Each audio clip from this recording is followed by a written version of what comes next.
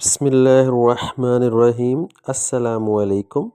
آج ہم آپ کو میاں بیوی کے درمیان جو مسائل پیش آتے ہیں ان کے بارے میں آپ کو بتاتے ہیں، جس کا جاننا شادی شدہ دونوں کے لیے ضروری ہے، مگر زیادہ تر شادی شدہ جوڑے اس سے لا علم ہیں۔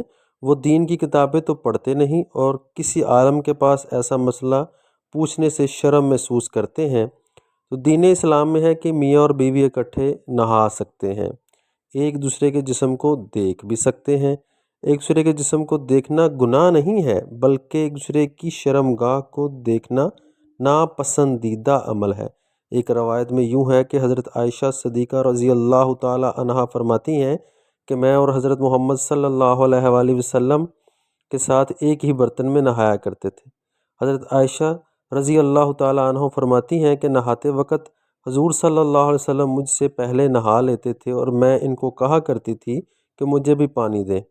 اسی طرح ہم دونوں میاں بیوی اکٹھے نہا لیا کرتے تھے۔ ایک اور روایت بیان اس طرح کی گئی ہے کہ حضرت عائشہ رضی اللہ تعالی عنہ فرماتی ہیں کہ نہاتے وقت میں اور نبی اکرم صلی اللہ علیہ وسلم باری باری پانی لے کر نہاتے تھے۔ نہ تو میں نے کبھی حضرت محمد صلی اللہ علیہ وآلہ وسلم کی شرمگاہ کی طرف دیکھا اور نہ ہی حضرت محمد صلی اللہ علیہ وآلہ وسلم نے کبھی میری شرمگاہ کی طرف نظر کی۔ ہم بستری کرتے وقت باتیں نہیں کرنی چاہیے۔ اس حالت میں باتیں کرنے سے جو بچہ پیدا ہوگا وہ توتلا پیدا ہوگا۔ اگر میاں بیوی کی شرمگاہ کی طرف دیکھتا ہے تو بچہ اندھا پیدا ہونے کا خطرہ ہوتا ہے۔ اگر میاں بیوی بالکل ننگے ہو کر ہم بستری کرتے ہیں تو اولاد کے بے حیا ہونے کا خطرہ ہوتا ہے۔ اس لیے ہمیں چاہیے کہ سارے ننگے ہو کر بیوی سے ہم بستری نہ کریں۔ حضرت عائشہ رضی اللہ تعالی عنہ فرماتی ہیں کہ میں نے آپ صلی اللہ علیہ وسلم سے پوچھا، اے اللہ کے نبی، مردوں کے بارے میں کیا فرمان ہے؟ حضرت محمد صلی اللہ علیہ وسلم نے مسکراتے ہوئے جواب دیا کہ جو مرد اپنی بیوی کے ہاتھ کو چومے تو اس کے لیے ایک نیکی، اور جو میاں پیار سے اپنی بیوی کے گلے میں ہاتھ ڈالتا ہے تو اللہ تعالیٰ اس کے نامہ اعمال میں 10 نیکیاں لکھ دیتا ہے۔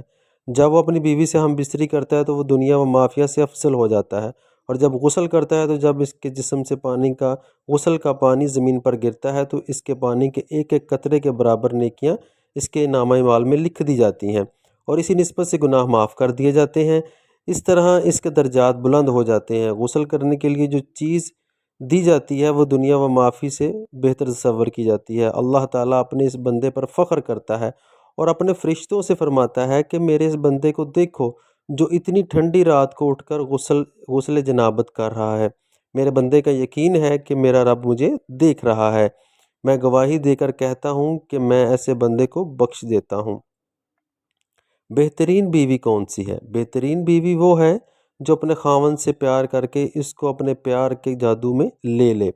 دوران صحبت اچھی بیوی اپنے خاوند کی پسند کے مطابق اس کے ساتھ جنابت کرتی ہے اور نرمی کے ساتھ اپنے آپ کو خاوند کے حوالے کر دیتی ہے۔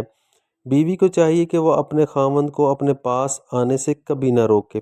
اگر وہ اپنی بیوی کے ساتھ ہم بستری کرنے کی خواہش میں ہے تو اس کو کبھی بھی انکار نہ کرے۔ بیوی کا خاوند کی نافرمانی کرنا اللہ کے نزدیک بہت بڑا گناہ ہے۔ جب خاوند اپنی بیوی کو اپنی جنسی خواہش پوری کرنے کے لیے بلائے تو بیوی کبھی انکار نہ کرے۔